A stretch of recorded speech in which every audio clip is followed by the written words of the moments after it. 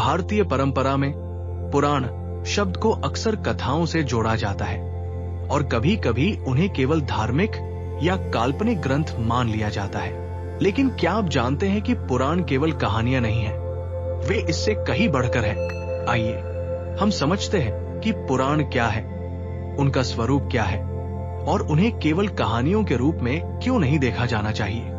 यहाँ हम पुराणों की कथा शैली और उनके वास्तविक उद्देश्य को समझेंगे। पुराण शब्द का अर्थ है प्राचीन, पुराना या पहले से चला आ रहा। पुराणों का उद्देश्य कोई नया सिद्धांत बनाना नहीं था, बल्कि पहले से मौजूद ज्ञान को सरल और प्रभावी तरीके से लोगों तक पहुंचाना था। इस नजरिए से पुराण आम लोगों तक ज्ञान पहुंचाने का एक जरिया है। ये एक आम गलतफहमी है कि पुराण वेदों से अलग या विरोधी है।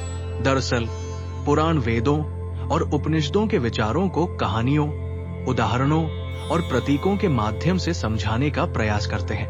जहां वेद और उपनिषद गहन चिंतन प्रस्तुत करते हैं, वही पुराण उन्हीं विचारों को सरल भाषा और कथात्मक शैली में व्यक्त करते हैं।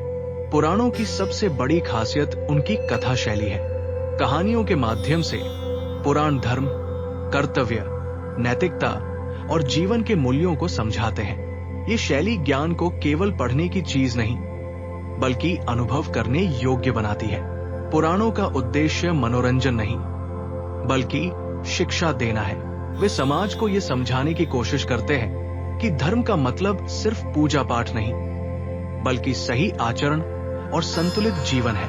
पुराण मानव व्यवहार, सामाजिक जिम्मेदारी और नैतिक मूल्यों पर खास जोर देते हैं।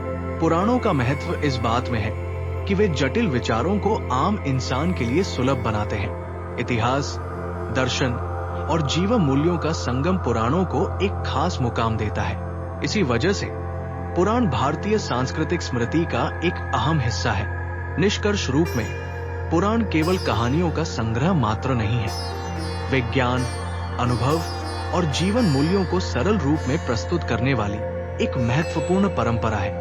वेदबोध पर हम पुराणों के उद्देश्य, कथा शैली और नैतिक शिक्षाओं को इसी संतुलित दृष्टिकोण से और विस्तार से समझेंगे।